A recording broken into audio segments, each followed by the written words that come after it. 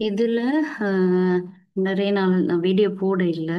கொஞ்சம் ஒர்க் இஷ்யூவால்.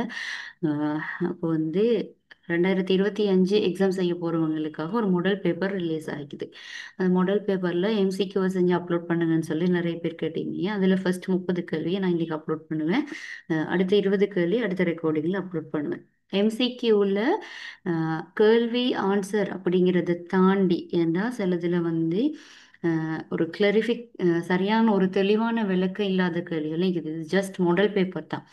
அப்போ model பேப்பர்ன்றதால clarification இல்லாத விஷயங்களும் இருக்குது. அப்போ வந்து உங்களுக்கு இது எத்தனாவது விட அப்படின்னு சொல்றதை தாண்டி கொஞ்சம் சப்ஜெக்டை உங்களுக்கு எக்ஸ்பிளைன் பண்ணினா ஒரு ஐடியா கிடைக்கும் அப்படின்னு சொல்லி நான் நினைக்கிறேன். ஸோ அதை பேஸ் பண்ணி தான் நான் உங்களுக்கு இந்த ரெக்கார்டிங் போடுறேன். இதில் 30 கேள்வியை நம்ம வந்து டிஸ்கஸ் பண்ணுவோம். இது ஒரு மாடல் பேப்பர் தான். மாடல் பேப்பர்னு சொல்லும் போது நீங்கள் இது மாதிரி எக்ஸாமுக்கு வருமா அப்படின்னு சொல்லி எக்ஸ்பெக்ட் பண்ணலாது. இதை பேஸ் பண்ணி இப்போ ஒரு சிற்றின பொருளியல் சார்ந்த நேர்கூற்று அப்படின்னு கேட்டுக்கிறாங்கன்னா, நேர்கூற்றுனா என்னென்ன விஷயத்தை விளங்கணும், சிற்றின பொருளியல்னா என்னென்ன விஷயத்தை விளங்கணும். ஸோ அது ரெண்டையும் நீங்கள் விளங்கினீங்கன்னா இருந்தால் தான் உங்களோட எக்ஸாமில் முதலாவது கேள்வி அது ரிலேட்டடாக வரும்போது நீங்கள் ஆன்சரை கண்டுபிடிப்பீங்க. ஸோ அந்த மாதிரி ஒவ்வொரு கேள்விகளுக்கு என்னென்ன விஷயங்கள் நீங்கள் விளங்கி கொள்ளணும், அந்த மாதிரியான சார்ந்த ஒரு ரெக்கார்டிங்காக தான் உங்களுக்கு நான் அந்த ரெக்கார்டிங் அப்லோட் பண்ணுறேன். ஸோ நிறைய பேர் கேட்டிருந்தாங்க, தெரியாதவங்களும் இருப்பாங்க, அடுத்த வருஷம் எக்ஸாம் செய்ய போகிறவங்களும் பார்த்துட்டு இருப்பீங்க. ஸோ தேவையான எல்லாருக்குமே இதை ஷேர் பண்ணுங்க. இதில் உள்ள கேள்வியில் பாருங்கள். முதலாவது கேள்வி, பின்வரும் கூற்றுக்களுள்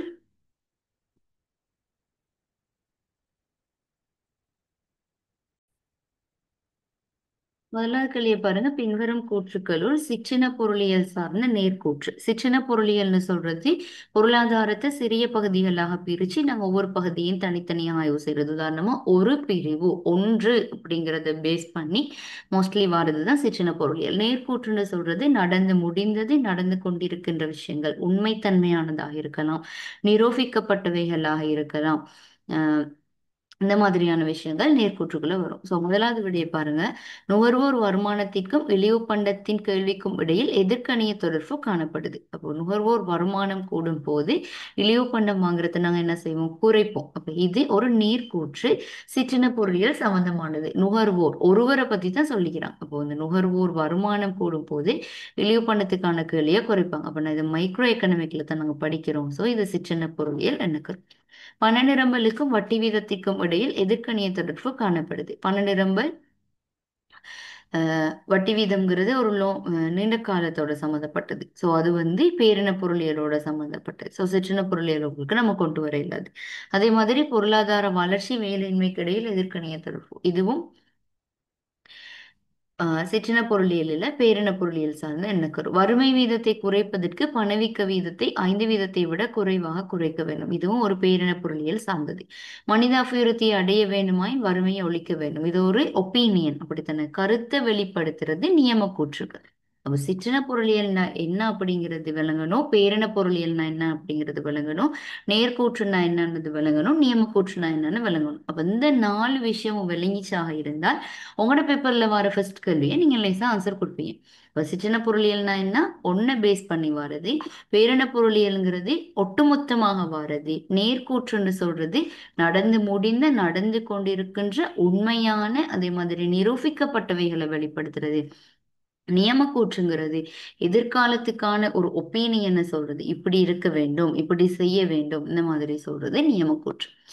ரெண்டாவது கேள்வியை பாருங்க. பொருளாதார மல்லா பண்டங்களுடன் மட்டும் தொடர்புடைய பண்பு. பொருளாதார மல்லா பண்டம், பொருளாதார பண்டம் இருக்குது, பொருளாதாரம் அல்லா பண்டம் இருக்குது. பொருளாதாரம் அல்லா பண்டம் என்று சொல்லும் போது அங்க இயற்கையிலிருந்து நேரடியாக கிடைப்பவையாக இருக்கும், அமையச்செலவு அற்றவையாக இருக்கும், அருமைத்தன்மையற்றதாக இருக்கும். இது மூணும் தான் பொருளாதாரம் அல்லா பண்டத்துல மெயினான வேர்ட்ஸ். அப்போ இயற்கையிலிருந்து கிடைக்குமா இருந்தால், அமையச்செலவு இல்லாமைக்குமாக இருந்தால், அருமையற்றதாக இருக்குமாக இருந்தால் இது பொருளாதாரம் அல்லா பண்டம். இந்த பொருளாதார மல்லாப்பண்டம் தான் 2 பிரிவுகளாக பிரியுது. மீளுருவாக்க கூடியது, மீளுருவாக்க முடியாதது. அப்ப இங்க கேட்டுக்கிற கேள்வி என்ன, பொருளாதார மல்லாப்பண்டங்களுடன் மட்டும் தொடர்புடைய பண்பு. அருமையான வளங்களை பயன்படுத்தி உற்பத்தி செய்யப்பட்டிருக்கும். இது பிழை. பொருளாதார பண்டம் தான் அருமையான வளங்களை கொண்டு உற்பத்தி செய்யப்பட்டிருக்கும். இயற்கை வளங்களை பயன்படுத்தி உற்பத்தி செய்யப்பட்டிருக்கும்.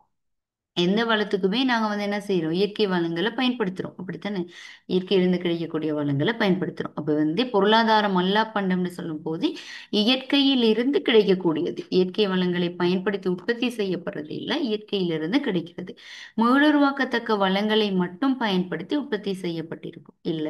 பொருளாதாரம் அல்லா பண்டத்துல ரெண்டு வகை தான்: மீளுருவாக்கக்கூடிய வளம், மீளுருவாக்க முடியாத வளம். நாலாவது பூச்சிய விலையின் கீழ் அமையச்செலவு ஏதுமின்றி பயன்படுத்தக்கூடியதா இருக்கு. அப்ப இது சரியானது. பூச்சிய விலை அமையச்செலவு ஏதுமின்றினா எதையுமே நாங்க விட்டு கொடுக்காம பொருளாதாரம் அல்லா பண்டங்களை என்ன செய்ய முடியும், பெற்றுக்கொள்ள முடியும். அப்ப பொருளாதாரம் அல்லா பண்டம்னு வரும்போது நீங்க மெயினா உங்களோட ஆன்சர்ல எந்த விட ஈக்கணும்னு பாப்பீங்க? அருமை இல்ல, அமையச்செலவு இல்ல, இயற்கையிலிருந்து நேரடியாக கிடைக்கக்கூடியது. இது மெயினான வேர்ட்ஸ் தான் நீங்க யூஸ் பண்ணி ஆன்சரை தேடுவீங்க. பொருளாதார பண்டம்னு சொல்லும் போது அருமைத்தன்மையானது, அமையச்செலவு கொண்டது, மனிதனால உற்பத்தி செய்யப்படக்கூடியது, இந்த மாதிரி உற்பத்தி செலவை கொண்டது, இதெல்லாம் பொருளாதார பண்டம். மூணாவது கேள்வி, உற்பத்தி பிரச்சனைக்கு சந்தை பொருளாதாரம் தீர்வு காண்றது எப்படி? பொருட்சந்தையின் விலை சமிஞ்ஞைகளுக்கு எதிர்வினையாற்றுவதன் மூலம், காரணி சந்தையின் விலை சமிஞ்ஞைகளுக்கு எதிர்வினையாற்றுவதன் மூலம்.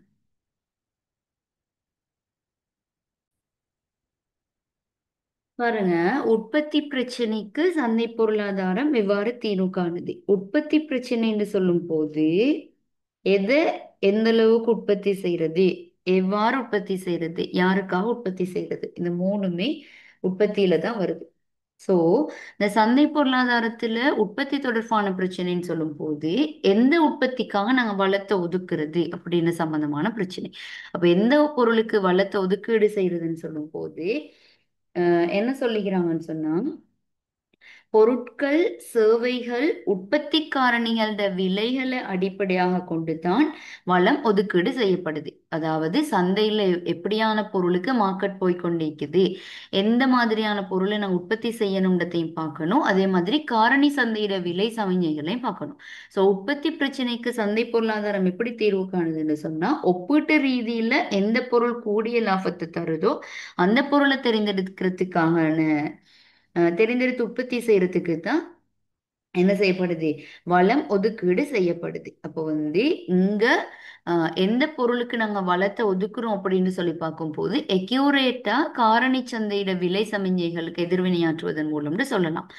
ஆனால் நீங்க தெரிஞ்சு வச்சுக்கொள்ளுங்க, உற்பத்தி பிரச்சனைக்கு சந்தை பொருளாதாரம் தீர்வு காணும் போது பொருட்கள், சேவைகள், உற்பத்தி காரணிகளோட விலைகள் இது எல்லாத்தையுமே கன்சிடர் பண்ணி தான் வளத்தை ஒதுக்கீடு செய்யறாங்க. பொருட்கள், சேவைகளோட விலைகள் எப்படி நடந்துட்டு இருக்குது, ஸோ நாங்க உற்பத்தி செஞ்சா எங்களுக்கு லாபம் கிடைக்குமா, அதே மாதிரி உற்பத்தி காரணியிட விலைகள் எவ்வாறு காணப்படுது, பெற்றுக்கொள்ளக்கூடியதாக இருக்குமா, இந்த மாதிரி பொருட்கள், சேவைகள், உற்பத்தி காரணிகள் இது எல்லாத்திலையும் விலைகளை பேஸ் பண்ணி தான் உற்பத்தி பிரச்சனைக்கு சந்தை பொருளாதாரம் தீர்வு காணுது.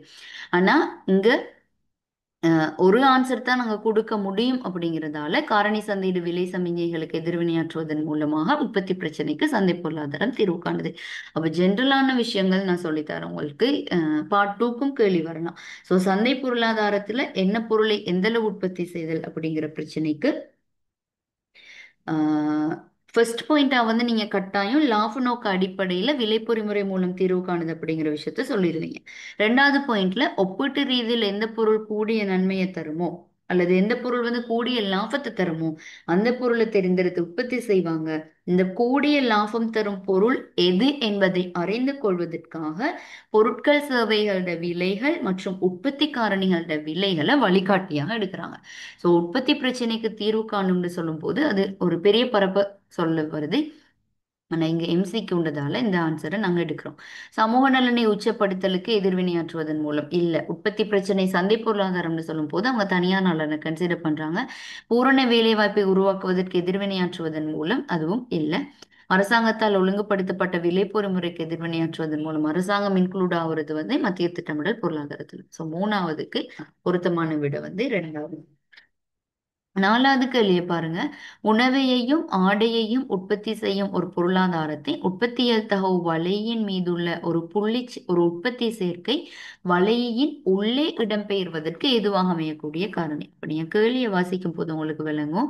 ஒரு பக்கம் உணவு வருது, ஒரு பக்கம் ஆடை வருது. இந்த உணவையையும் ஆடையையும் உற்பத்தி செய்யும் பொருளாதாரத்துல உற்பத்தி சாத்திய வலையின் மீதுள்ள ஒரு உற்பத்தி சேர்க்கை வளையின் உள்ளே இடம்பெறுவதற்கு. இப்படி இவ்வாறு இடம்பெறுவதற்கு ஏதுவாக அமையக்கூடிய நிகழ்வு. முதலாவது விட பொருளாதாரத்தின் உற்பத்தி தொழில்நுட்பம் முன்னரை விட மேம்படும். உற்பத்தி முன்னரை விட மேம்படுமாக இருந்தால் உற்பத்தி சாத்திய வலை என்ன செய்யும்? வலது புறம் நகரும். ஸோ முதலாவது விட வராது. ஆடை உற்பத்தி துறையிலிருந்து உணவு உற்பத்தி துறையை நோக்கி வளங்கள் மாற்றப்படுது. அப்போ ஒரு உற்பத்தியிலிருந்து இன்னொரு உற்பத்திக்கு வளம் மாற்றப்படுமாக இருந்தால் ஒண்ணுல குறைஞ்சி இன்னொன்னு என்ன செய்யும்? கூடும். ஏண்டா இங்க உற்பத்தி சாத்திய வளையின் மீது புள்ளி காணப்படுது. அப்ப நிறை தொழில் மட்ட நிலைமையில காணப்படும் போது என்ன செய்யலாது? ஆஹ் ஒரு உற்பத்தியை குறைக்காமல் இன்னொரு உற்பத்தியை அதிகப்படுத்த முடியாது. மூணாவது, பொருளாதாரத்தில் பயிற்றப்பட்ட ஊழியர்களில் மிகப்பெரிய எண்ணிக்கையானவர்கள் வெளிநாடு நோக்கி நகர்ந்தனர். அப்ப மிகப்பெரிய எண்ணிக்கையில வெளிநாடு நோக்கி போகும்போது அங்க புள்ளி நகராது, கோடு நகரும். சோ பொருளாதாரம் வீழ்ச்சி ஏற்படும். ஆகவே மூணாவது விடயம் வராது. நாலாவது, மூலப்பொருள் கட்டுப்பாடு காரணமாக நாளொன்றின் சில மணித்தியாலங்களுக்கு தொழிற்சாலை மூடப்படும். அப்ப சில மணித்தியாலங்களுக்கு தொழிற்சாலை மூடப்படும் போது கொஞ்ச நேரம் தான் உற்பத்தியின்மை நடைபெறும். சோ புள்ளி உள்நோக்கி நகரும். அஞ்சாவது, கேள்வி அதிகரிப்பின் காரணமாக பொருளாதாரத்தின் வளங்கள் மிகை இயலளவில் பயன்படுத்தப்படுது. அப்ப மிகை இயலளவில் பயன்படுத்தப்படும் போது அங்க வள விரயம் ஒண்ணு காணப்படுது. அப்ப அந்த சந்தர்ப்பத்துல இங்க உள்நோக்கி நகராது. ஆகவே நாலாவது விட மிக பொருத்தமான விட.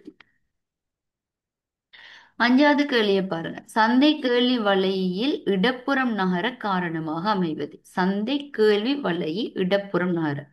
ஆகவே இது கேள்விக்கோடு, இது இடப்புறம்டா உள்நோக்கி நகரத்துக்கான காரணம்.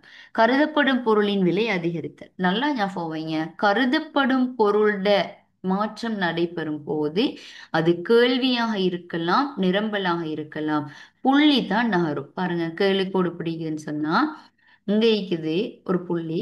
கருதப்படும் பொருளின் விலை அதிகரிக்கும் போது என்ன செய்யும்? புள்ளி தான் நகரும். அப்போ புள்ளி தான் நகரும் கருதப்படும் பொருளின் விலை அதிகரிக்கும் போது. அது கேள்வி கோடாய்க்கலாம், நிரம்பல் கோடாய்க்கலாம். அப்போ வலையே நகரும் சந்தர்ப்பம் விலை தவிர்ந்த ஏனைய காரணிகள். விலை மாற்றம் நடக்கும் போது எது மாறும்? கேள்வி கோட்டின் வழியே உள்ள புள்ளி தான் நகரும். விலை தவிர்ந்த ஏனைய காரணிகளில் மாற்றம் நடக்கும் போது கேள்விக்கோடு நகரும். இரண்டாவது, நுகர்வோரின் வருமானம் அதிகரிக்கும் போது வலப்புறம் நகரும். பதிலீட்டு பொருளின் விலை அதிகரித்தல். பதிலீட்டு பொருளுக்கும் பதிலீட்டு பொருளின் விலைக்கும் PY, பதிலீட்டு பொருளின் விலைக்கும் QDX, குறித்த பொருளின் கேள்விக்கும், கேள்வி தொகைன்னு போட்டீங்கன்னா என்ன பிள்ளை? பதிலீட்டு பொருளின் பதிலீட்டு பொருளின் விலைக்கும் குறித்த பொருளின் கேள்விக்கும் இடையிலான தொடர்பு நேர்கணியம். சோ இங்க விலை கூடும் போது கேள்வி வலையை வலது புறம் தான் நகரும். சோ அதுவும் வராது. நாலாவது, நிரப்பு பொருளின் விலை அதிகரித்தல். நிரப்பு பொருளுக்கும் குறித்த பொருளின் கேள்விக்கும் இடையிலான தொடர்பு எதிர்கணியம். ஆகவே நிரப்பு பொருளோட விலை கூடும் போது சந்தை கேள்வி வலையை இடப்புறம் நகரும் என்பது பொருத்தமான விடை. கருதப்படும் பொருளின் விலை எதிர்காலத்தில் அதிகரிக்கலாம் என்ற எதிர்பார்ப்பு. எதிர்காலத்துல கூடும்னு நம்ம எதிர்பார்ப்பலாம் பாப்பமாக இருந்தால் இப்ப என்ன செய்வோம்? இப்பவே எல்லாத்தையும் வாங்கி வச்சிரும். சோ அது கேள்வி அதிகரிக்கும். ஆகவே அஞ்சாவது விலையும் வராது. ஆறாவது கேள்வியை பாருங்க. சந்தையில் விற்பனை செய்யப்படும் ஒரு பொருளின் விலை 20 ரூபாவில் 1000 அலகுகள் ஆகும். அப்ப P 20 ரூபாயாக இருக்கும் போது QD 1000 அலகுகளாகும். அதே வேளை 1000 அலகுகளுக்கு கேள்வி எடுப்பப்படும் அதே வேளை அந்த விலையில் விலை கேள்வி நிகழ்ச்சி சய 0.5 ஆக இருந்தது. இப்பொருளின் விலை 22 ரூபா ஆயின் சந்தை கேள்வியின் அளவு யாது? 22 ரூபால குவான்டிட்டி ஆஃப் டிமாண்ட் கேட்குறாங்க. அப்ப நம்மளுக்கு தெரியும் ஃபார்மியூலா. ஸோ நாங்கள் ஃபர்ஸ்ட்டுக்கு ஃபார்மியூலா யூஸ் பண்ணுவோம். டெல்டா கியூடியின் கீழ் டெல்டா பி தர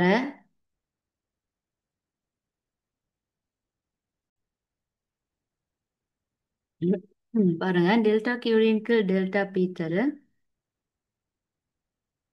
பியின் கீழ் கியூடி. இதுல டெல்டா கியூடி எங்களுக்கு தெரியாது. ஸோ அது எக்ஸ்ன்னு எடுப்போம். டெல்டா பி எங்களுக்கு தெரியும் 2 தர ஒரு புள்ளியிட நிகழ்ச்சி தந்திக்கிறாங்க. 0.5. அப்ப ஒரு புள்ளியிட பியையும் கியூடியையும் நாங்க போடலாம். 20 ன் கீழ் 100. 100 இல்ல 1000. இது சுருக்குன்னா 50. சய 0.5. ஸோ எக்ஸ் சமன் இது இதுவும் போய் பெருக்கும், அதே மாதிரி அந்த ரெண்டும் போய் பெருக்கும். அப்ப ரெண்டும் பெருக்கும் 50ம் பெருக்கினா எக்ஸ் வந்து 50 வரும். பெருக்கி பார்த்தீங்கன்னா வேணுங்க 0.5 ரெண்டால பெருக்கினா 1 1 தர 50 50. அப்போ எக்ஸ் வந்து 50. இந்த எக்ஸ்ங்கிறது டெல்டா கியூடி. அப்போ இங்க விலை கூடும் போது கேள்வித்தொகை குறையணும். ஆகவே 50 குறைந்தால் 950 22 ரூபால சந்தை கேள்வியிட அழகு. 7வது கேள்வியை பாருங்க. எக்ஸ் பொருளுக்கான கிட்டிய பதிலீடு இது வை பொருள் ஆயின். இப்போ எங்களுக்கு என்ன சொல்லிக்கிறாங்க, என்ன இதுல கேள்வியில கேட்டிக்கிறாங்க, எக்ஸ் ஒய் ஆகிய இரண்டினதும் விலைக்கெழு நிகழ்ச்சி குணகம் பூஜ்ஜியத்திற்கு கிட்டிய நேர்க்கணிய பெறுமதியை கொண்டதாக காணப்படும். இப்ப இதுல ஆஹ், பதிலீடு பொருள் பதிலீட்டு பொருள் அப்படிங்கிறது ரெண்டு பொருளை கம்பேர் பண்ணி நாங்க பாக்குறது இதுல குறுக்கு கேள்வி நிகழ்ச்சியில பாக்குறோம். அந்த குறுக்கு கேள்வி நிகழ்ச்சியில 3 வகையாக பிரியுது. ஒண்ணு நேர் பதிலீட்டு பொருள், அதே மாதிரி இணைப்பு பொருள், அடுத்தது தொடர்பற்ற பொருள். பதிலீட்டு பொருளுக்கான குறுக்குகளி நிகழ்ச்சி நேர்க்கணிய. அப்போ எக்ஸ் ஒய் பதிலீட்டு பொருள் வைன்னு சொல்லும் போது, எக்ஸ் பொருளுக்கான பதிலீட்டு பொருள் வைன்னு சொல்லும் போது ரெண்டு விஷயங்களுக்கு நோட்டீஸ் ஆகும். ஒன்னு இது ரெண்டுக்கும் இடையிலான தொடர்பு நேர்க்கணிய தொடர்புங்கிறது நோட்டீஸ் ஆகும். அதே மாதிரி இது குறுக்குகளி நிகழ்ச்சிக்குரியது அப்படிங்கிறது நோட்டீஸ் ஆகும். ஸோ எக்ஸ் ஒய் பொருள் வந்து பதிலீட்டு பொருள் அப்படிங்கிறது நேர்கணியம் அப்படின்னு சொல்லி விளங்கிறோம். இப்ப இங்க என்ன கேட்டுக்கிறாங்க, நிகழ்ச்சியிட பெருமதியை சொல்லிக்கிறாங்க. நிகழ்ச்சியிட பெருமதியில பாருங்க, இதை நான் உங்களுக்கு பிராக்டிக்கலா விளக்கப்படுத்துறேன். பிராக்டிக்கலா நீங்க யோசிங்க. நெருங்கிய பிரதியீடுன்னு சொல்றது ஒரு பொருளுக்கு நிறைய ஆப்ஷன்ஸ் நிக்குது. சோ எக்ஸ் பொருளோட விலை கொஞ்சம் கூடினாலும் நாங்க வந்து கியூடி வைய கியூடி என்ன செய்வோம், நிறைய வாங்குவோம். ஏன், நிறைய கிட்டிய பதிலீடு தானே. அப்ப நெருங்கிய பதிலடிக்கும் போது ஒரு பொருளுக்கு நிறைய ஆப்ஷன்ஸ் இருக்குதுன்னு சொல்லும் போது குறிப்பிட்ட பொருளோட விலை லைட்டா கூடினாலும் நாங்க என்ன செய்வோம், அந்த பதிலீட்டு பொருளை நிறைய வாங்குவோம். நேர்க்கணிய தொடர்பு தான். விலை கூடும் போது பதிலீட்டு பொருளோட கொள்வனவும் என்ன செய்யும், கூடும். நேர்க்கணிய தொடர்பு. ஆனா கிட்டிய பதிலடிக்கும் போது நாங்க நிறைய வாங்குவோம். அப்ப இந்த விலை மாற்றத்தை விட கேள்வி மாற்றம் பெரிதாக இருக்கும் போது அங்க நிகழ்ச்சியிட பெறுமதி எப்படி இருக்கும், நிகழ்ச்சியிட பெறுமதி ஒன்றை விட கூடுதலாக இருக்கும். ஒன்றை விட கூடவாக இருக்கும். அப்போ திரும்ப சொல்ற, எக்ஸ் பொருளுக்கான கிட்டிய பதிலீடு வைப்பொருள்னு சொல்லும் போது அது குறுக்கு கேள்வி நிகழ்ச்சி. நேர்க்கணியன்றதை நீங்க கெஸ் பண்ணிடுவீங்க. அப்ப தந்திக்கிற விடையில பாருங்க, எக்ஸ் ஒய் ஆகிய இரண்டின் விலைக்கேள்வி நிகழ்ச்சி குணகம் விலைக்கேள்விந்து சம்பந்தப்படாது. எக்ஸ் ஒய் ஆகிய இரண்டுக்கு இடையிலான குறுக்கு கேள்வி நிகழ்ச்சி குணகம் பூஜ்ஜியத்திற்கு கிட்டிய எதிர்க்கணிய பெறுமதியை கொண்டிருக்கும். இது பிள்ளை. ஏன் எதிர்க்கணிய பெறுமதி இல்லை, அதே மாதிரி பூஜ்ஜியத்திற்கு கிட்டியதும் இல்லை. பூஜ்ஜியத்திற்கு கிட்டியதுன்னா நிகழ்ச்சி அற்றதுன்றதை சொல்ல வராங்க. அப்ப இதுல நான் என்ன சொல்றேன், கிட்டிய பதிலீடு. இப்ப உதாரணமா பாருங்க, எக்ஸ் பொருள் கேரட்னு எடுத்தீங்களா, இருந்தா கேரட்டோட விலை கொஞ்சம் கூடினாலும் மக்கள் கேரட்டை வாங்காம விட்டுட்டு கிட்டிய பதிலீடு நிறைய இருக்குது. போஞ்சி ஈக்குது, கோவா ஈக்குது, அந்த மாதிரி நிறைய பதிலீடுகள் தானே. சோ கிட்டிய பதிலீடுகள் நெருங்கிய பதிலீடு ஐக்கியமாக இருந்தால் விலை ஒரு பொருளோட விலை கொஞ்சம் கூடினாலும் மத்த பொருளை தான் மக்கள் நிறைய வாங்குவாங்க, அந்த பொருளை அப்படியே உற்றுவாங்க. பதிலீடு நிறைய இருக்கிறதால. சோ ரெண்டாவது விடையும் வராது. மூணாவது எக்ஸ் ஒய் இரண்டினதும் வருமான கேள்வி நிகழ்ச்சி குணகம். வருமான கேள்வி இதுக்கு சம்பந்தம் இல்லை. நாலாவது எக்ஸ் ஒய் இரண்டினதும் குறுக்கு கேள்வி நிகழ்ச்சி குணகம் பூஜ்ஜியத்துக்கு கிட்டிய நேர்க்கணிய பெறுமதி.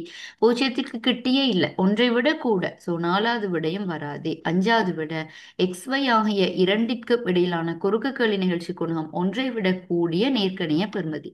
இதுதான் பொருத்தமான விடை. அப்போ உங்களுக்கு கேள்வியில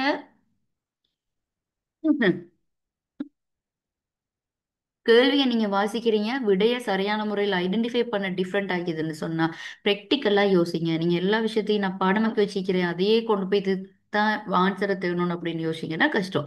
அப்ப கிட்டிய பதில் அடிக்கும் போது நீங்க என்ன செய்வீங்க, ஒரு பொருளோட விலை கொஞ்சம் கூடினாலும் அதை வாங்குறத நல்லாவே உற்றுவீங்க. விட்டுட்டு என்ன செய்வீங்க, பிரதியீட்டு பொருளோட குவான்டிட்டியை நீங்க நிறைய யூஸ் பண்ணுவீங்க. பிரதியீடு இல்லை அப்படின்னு சொல்லும் போது அல்லது பிரதியீடுகள் குறைவாக இருக்கிற சந்தர்ப்பத்துல ஒரு பொருளோட விலை நல்லாவே கூடினா கூடி நீங்க மற்ற பொருளோட குவான்டிட்டி ஆஃப் டிமாண்டை கொஞ்சம் தான் கூட்டுவீங்க. ஏன் இதை உங்களுக்கு முற்றாக விட முடியாது.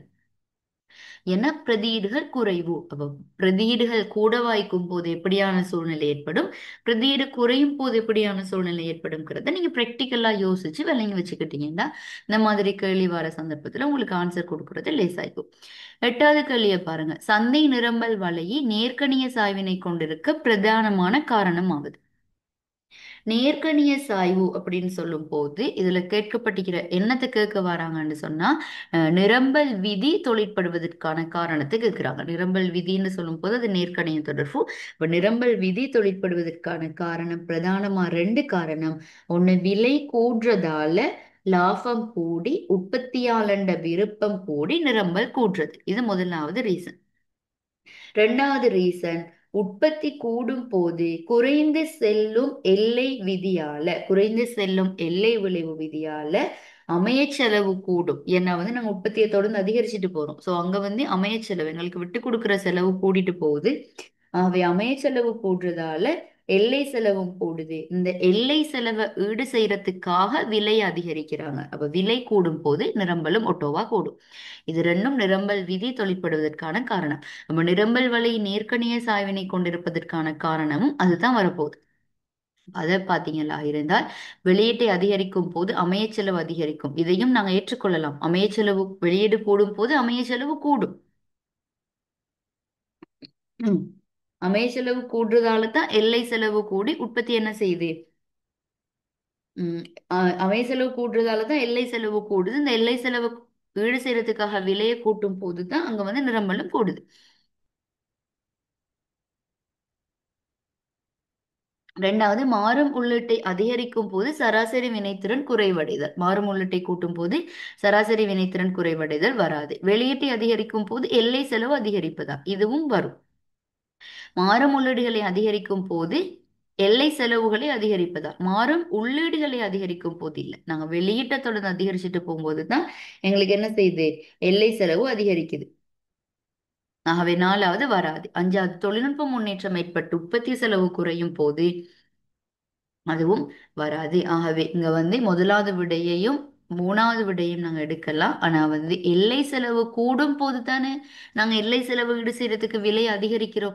சோ மிக பொருத்தமான விடையாக மூணாவது விடை நாங்க கொடுக்கலாம். எக்ஸாம்ல ஒரு ஆன்சர் கொடுக்கணும் அப்படிங்கிற ஒரு கன்செப்ட்ல மூணாவது விடை எடுக்கலாம். அப்ப நிரம்பல் விதி தொழிற்படுவதற்கான காரணத்தை நான் உங்களுக்கு விளக்கப்படுத்தினேன். பார்ட் 2க்கு ஹெல்ப் ஆயிக்கும்ன்றதுக்காக. ஒன்பதாவது கேள்வியை பாருங்க. ஏ பொருளின் சந்தை நிரம்பல் வலையின் சமன்பாடு QSA. ஏ பொருளோட சய 80 சக 2P. பி பொருளின் நிரம்பல் வலையின் சமன்பாடு QSB சமன் 50 சக 3P. இவ்விரு பொருட்களின் விலை அதிகரிக்கும் போதும் நிரம்பல் நிகழ்ச்சி குணகம் மாற்றமடையும் விதத்தை சரியாக காட்டும் விடையாது. இது மைனஸ்ல ஸ்டார்ட் ஆகிறது நிகழ்ச்சி உள்ள கேள்வி, பிளஸ்ல ஸ்டார்ட் ஆகிறது நிகழ்ச்சி அற்ற கேள்வி. அப்ப நிகழ்ச்சி உள்ள கேள்வியோட கிராஃப் இங்க இருந்து ஸ்டார்ட் ஆகும், நிகழ்ச்சி அற்ற கிராஃப் இங்க இருந்து ஸ்டார்ட் ஆகும். இது ஏ பொருள்ட, இது பி பொருள்ட. இதுல நிகழ்ச்சி பெறுமதி, நிகழ்ச்சி உள்ள கேள்வியில நிகழ்ச்சி பெறுமதி தொடர்ச்சியாக போகும்போது குறைவடையும். போ என்ன செய்யும், குறைவடையும். அதே மாதிரி நிகழ்ச்சி அற்ற பொருளுக்கு போ நிகழ்ச்சியோட பெறுமதி என்ன செய்யும், அதிகரிக்கும். இதை நான் உங்களுக்கு ஜஸ்ட் ஒரு சேம்பிள் எக்ஸாம்பிள் மூலம் விளக்கப்படுத்துறேன். ஏ பொருளுக்கு பாருங்க, PQS. இங்க விலை 100 ரூபான்னு எடுக்கும் போது 120 ரூபாய் ஆகுது. இப்ப 100 ரூபாயில இருந்து 120 ரூபாய் ஆகுதுன்னு சொன்னா இங்க எத்தனை வீதம் கூடுது, 20 வீதம் கூடுது. இங்க பாருங்க 100 ரூபாய் ஆயிக்கும் போது QS 2 தர 100 200, 200ல -80 போனா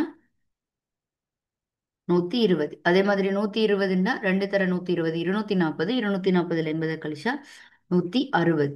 ஆகவே 120க்கு 160 கூடுதாக இருந்தால் இங்க 33.3 வீதம் கூடுது. அப்ப இது என்னது, நிகழ்ச்சி உள்ள நிரம்பல். அப்படித்தானே, QS ஈக்குவல் மைனஸ்ல வருமாக இருந்தால் நிகழ்ச்சி உள்ள நிரம்பல். இதுல ஒவ்வொரு புள்ளிக்கும் நிகழ்ச்சியை பாருங்க.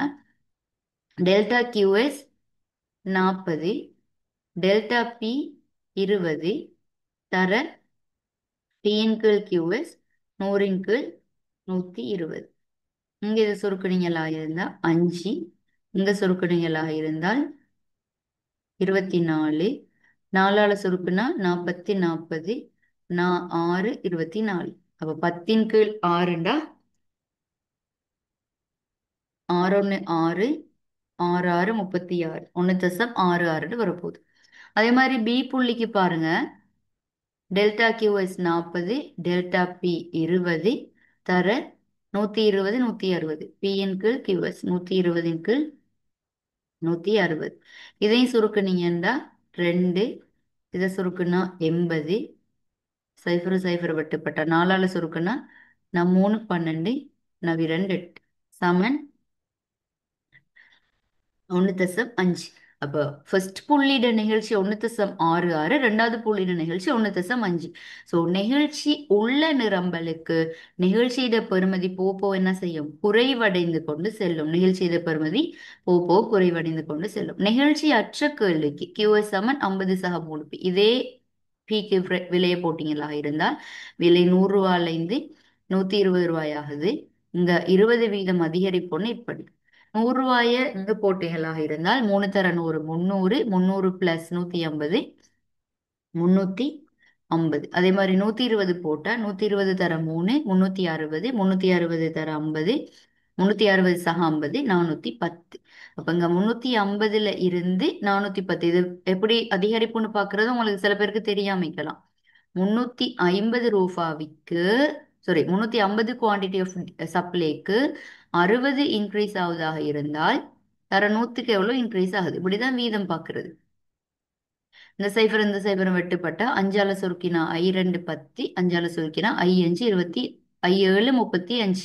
அப்போ 60 தர 3 180. 180 7ஆல பிரிச்சிங்களாக இருந்தால்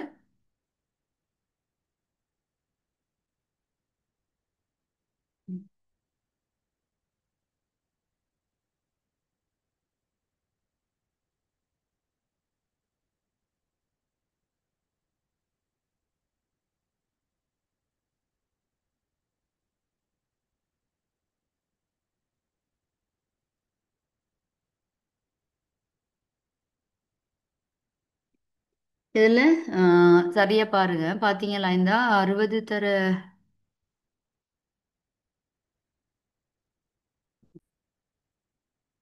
இதுல நீங்க சரியா வீதம் பாத்தீங்களா இந்த இது 17.14 அப்படின்னு கிட்ட வரும். சோ விலை மாற்றத்தை விட நிரம்பல் தொகை மாற்றம் குறைவாய்க்குது. அப்ப இங்க வந்து இது நிகழ்ச்சி அற்ற கேள்வி, நிகழ்ச்சி அற்ற நிரம்பல். அப்போ முதலாவது புள்ளிக்கு பாத்தீங்கன்னா இந்த ரெண்டுலயுமே சரிவு மாறாது. 100 120ன்னு சொல்லும் போது 40ன் கீழ் 20 தானே வரப்போகுது. இல்ல கியூஎஸ் மாறும் இதுல. அப்ப கியூஎஸ் மாறுதாக இருந்தா இந்த புள்ளியில டெல்டா கியூஎஸ் 60, டெல்டா பி 20, தர 100ன் கீழ் 350. இது சுருக்கணியலாக இருந்தால் 3.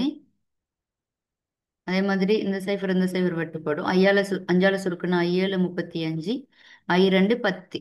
இப்போ மூவிரண்டு 6, 6 7ஆல பிரிச்சிங்களாக இருந்தால் 0.85 வரும் முதலாவது புள்ளிக்கு. ரெண்டாவது புள்ளிக்கு 60ன் கீழ் 20 தான். இப்போ வந்து 3 தர 120ன் கீழ் 410 வரப்போகுது. 120ன் கீழ் 410. இந்த சைஃபரை வெட்டினா இது எதால சுருக்கணியலாக இருந்தால் 3 3 இதை நீங்க சுருக்கி பார்த்தீங்களா இந்த விலங்கு உங்களுக்கு சுருக்கி பார்த்தீங்களா இந்த 0.87 வரும். ஆகவே அதிகரிக்கும். ஆகவே நெகிழ்ச்சி உள்ள நிரம்பலுக்கு நிகழ்ச்சியிட பெறுமதி போக போக குறைவடைஞ்சிட்டு போகும். நிகழ்ச்சி அற்ற நிரம்பலுக்கு நிகழ்ச்சியிட பெறுமதி போக போக என்ன செய்யும்? அதிகரிச்சுட்டு போகும். 10வது கேள்வியை பாருங்க. போட்டி சந்தையில் கேள்வி வலை நெகிழ்வற்றதாகவும் நிரம்பல் வலை நெகிழ்வுள்ளதாகவும் இருந்து பின்னர் நெகிழ்வற்ற நிலையில் பெயர்ச்சி அடைந்தது. இதன் விளைவாக சமநிலை விலை மற்றும் நுகர்வோர் மிகை மாற்றமடையும் விதத்தை சரியாக காட்டும் விடையாது.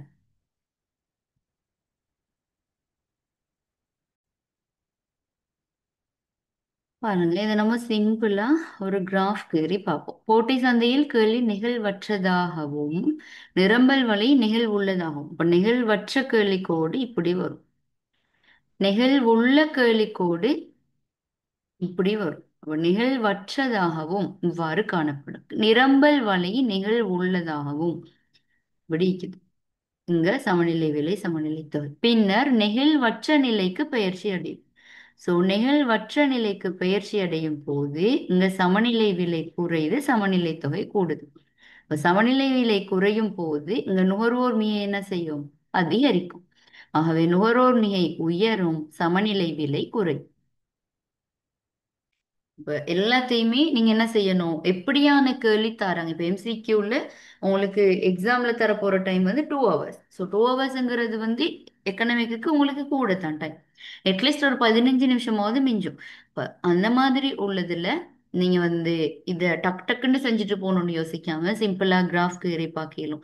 இந்த மாதிரி கேள்விகள் வர சந்தர்ப்பத்துல எக்ஸாம்பிள் கீறி பார்க்கலும். இப்படி கேள்வி தரப்படுற சந்தர்ப்பத்துல ப்ராக்டிக்கலா யோசிக்கலும். இந்த மாதிரி நீங்க வந்து என்ன செய்யுங்க? எம்சிக்யூவை மேக்ஸிமம் டார்கெட் பண்ணுங்க. பார்ட் டூவில் உங்களுக்கு ஸ்கோர் பண்ணிலும் இயலாதுன்னு சொல்லல, 5 மார்க்ஸ் வைக்குது. பார்ட் டூவில் வந்து நீங்கள் சின்ன சின்ன விஷயங்களை எழுதினாலும் உங்களுக்கு எப்படியோ மார்க்ஸ் ஸ்கோர் பண்ணி கொள்ளிடும். பட் எம்சிக்யூவில் பிள்ளைண்டா பிள்ளை தான். அதனால வந்து எம்சிக்யூவை கொஞ்சம் ஒழுங்கா ஐடியா பண்ணி படிங்க.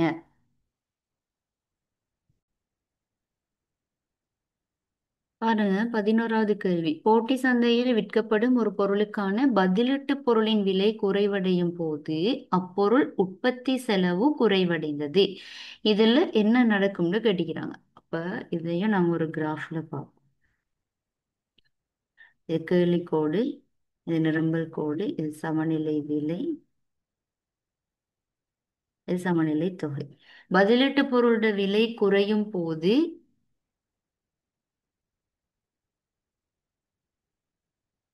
குறித்த பொருளோட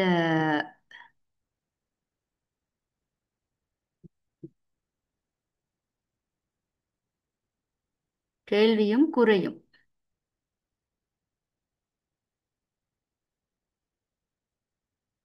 குறித்த பொருளோட கேள்வியும் குறையும். இது தெளிவான ஒரு கிராஃப்ல வரைகிறதா?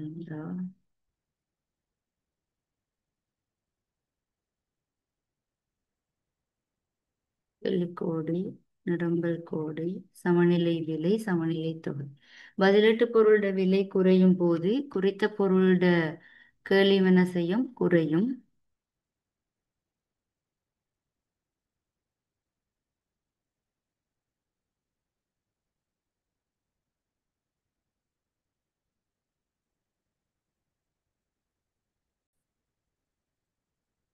பாருங்க இது வந்து ஆஹ், ஒரு டிரான்ஸ்லேட் பேப்பர்ன்றதால எக்யூரேட்டான ஆன்சர் அதே மாதிரி எக்யூரேட்டான கன்செப்ட் வந்து இதுல தெளிவா இல்லை. நான் வந்து உங்களுக்கு நான் சொன்னதான ஆல்ரெடி விட கேள்வினதை தாண்டி கன்செப்ட் விளக்கப்படுத்துறேன். போட்டி சந்தையில விற்கப்படும் ஒரு பொருளுக்கான பதிலீட்டு பொருட்களின் விலை குறைவடையும் போது அப்ப பதிலீட்டு பொருளோட கேள்வி குறைவடையும் போது குறித்த பொருளோட கேள்வியும் குறையும். சோ இது ஒரு மாதிரி கன்செப்டா எடுக்கலாம். அப்பொருளின் அப்பொருள் குறையும் போது அதாவது பதிலீட்டு பொருளோட விலை குறையும் போதே அப்பொருளோட உற்பத்தி செலவும் குறைஞ்சிக்குன்னு தந்திக்கிறாங்க. இந்த அப்பொருள்னது குறித்த பொருளா அல்லது பதிலீட்டு பொருளை சொல்லிக்கிறாங்கல்ல அப்படிங்கிறது தெளிவில்லை. டிரான்ஸ்லேட் பண்ணினதுல ஏதாவது மாறுபாடுகளா இருந்திருக்கலாம். அப்ப இங்க ஒரு பொருளுக்கான பதிலீட்டு பொருளோட விலை குறைவடையும் போது அப்பொருளின் உற்பத்தி செலவும் குறைவடைந்து தந்திக்கிறாங்கண்டா உற்பத்தி செலவு குறையும் போது விலை குறையும். அப்படித்தானே? உற்பத்தி செலவு குறையும் போது விலை குறையும். விலை குறையும் போது நிரம்பல் குறையும். ஆனா கேள்வி என்ன செய்யும்? கூடும். அப்ப இங்க உள்ள கன்செப்ட் படி பார்த்தா கேள்வி கியூஎஸ் நிரம்பல் குறையுது, கியூடி கூடுது. இப்ப கேள்வி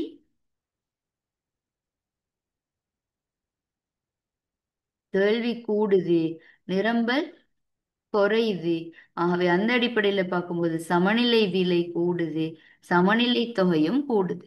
அப்ப இதுல சமநிலை விலை கூடும், சமநிலை தொகையிட மாற்றம் பற்றி சொல்லப்பட இல்லை அப்படிங்கிற ஆன்சர் வந்து கொடுத்திக்கிறாங்க. இது ஏன் கொடுத்திக்கிறாங்கன்னா எந்த அளவுல மாறும் அப்படிங்கிறது சொல்ல இயலாது. கேள்வி கொஞ்சம் கூடி ஆஹ் நிரம்பல் கொஞ்சம் கூடி கேள்வி நல்லாவே கூடுமாக இருந்தால் சமநிலை தொகை கூடும். அதே மாதிரி மாறி நிரம்பல்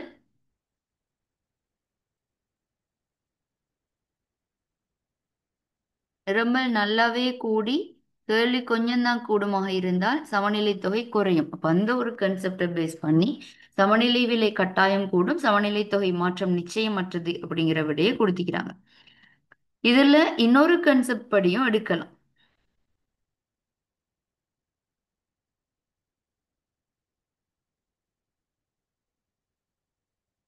பாருங்க, இதுல சொல்லப்பட்டிருக்கிற விஷயம், ஒரு பொருளுக்கான பதிலீட்டு பொருளின் விலை குறைவடையும் போது அப்பொருளின் உற்பத்தி செலவும் குறைவடைந்தது. அப்ப உற்பத்தி செலவு இப்போ நான் நினைக்கிற மட்டுக்கு வந்து இந்த கேள்வியில ஒரு பொருளுக்கான பதிலீட்டு பொருளோட விலை குறைவடையும் போது அதே பொருள் உற்பத்தி செலவு குறைஞ்சிக்குதுன்னு ஒரு கன்செப்ட்ல உற்பத்தி செலவு குறையும் போது விலையும் குறையும். ஸோ விலை குறையும் போது நிரம்பல் குறைவடையும், நிரம்பல் குறைவடைந்துதான் இந்த விலை குறைஞ்சிக்கு தானே. ஸோ கேள்வி என்ன செய்யும், கூடும் அப்படிங்கிற ஒரு கன்செப்டை பேஸ் பண்ணி இந்த ஆன்சரை எடுத்திக்கலாம் அப்படின்னு நினைக்கிறேன். ஆனா இது இல்லாம நம்ம வந்து நோமலா அவங்களுக்கு தெரியும் பதிலீட்டு பொருளோட விலை குறைவடையும் போது குறித்த பொருளோட கேள்வியும் குறையும். பதிலீட்டு பொருளோட விலை குறையும் போது குறித்த பொருளோட கேள்வியும் குறையும். உற்பத்தி செலவு குறையும் போது உற்பத்தி செலவு குறைஞ்சா என்ன நடக்கும், விலை குறைஞ்சி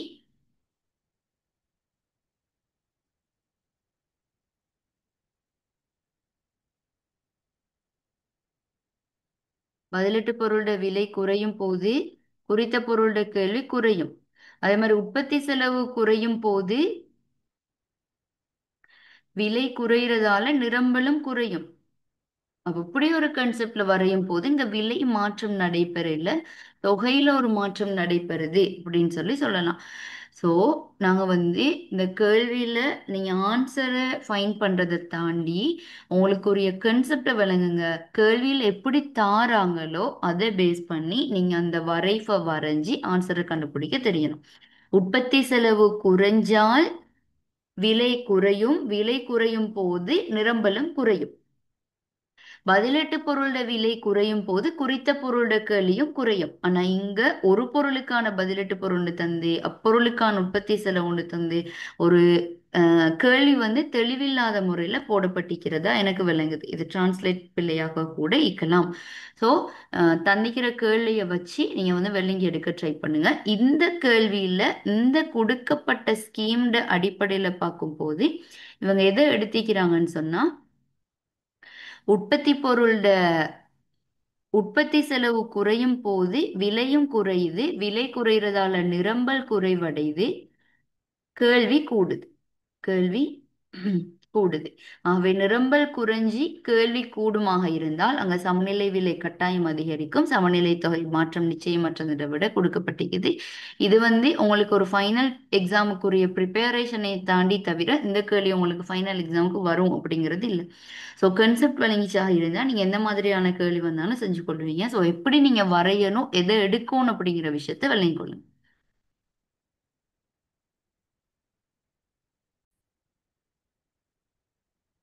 12வது கேள்வியை பாருங்க. கோதுமை மாவுக்கு அரசாங்கம் 10 ரூபா மானியத்தை உற்பத்தியாளருக்கு வழங்கிய பின்னர் சந்தை சமநிலையில் ஏற்படும் மாற்றம் பின்வரும் வரைபடத்தில் காட்டப்பட்டுள்ளது. மானியத்தின் பின்னர் உற்பத்தியாளர் மிகை, மானியத்தில் உற்பத்தியாளருக்கு கிடைக்கும் நன்மையின் அளவு மற்றும் மீள முடியா நலன் என்பவற்றை வரிசைப்படுத்தி காட்டுக.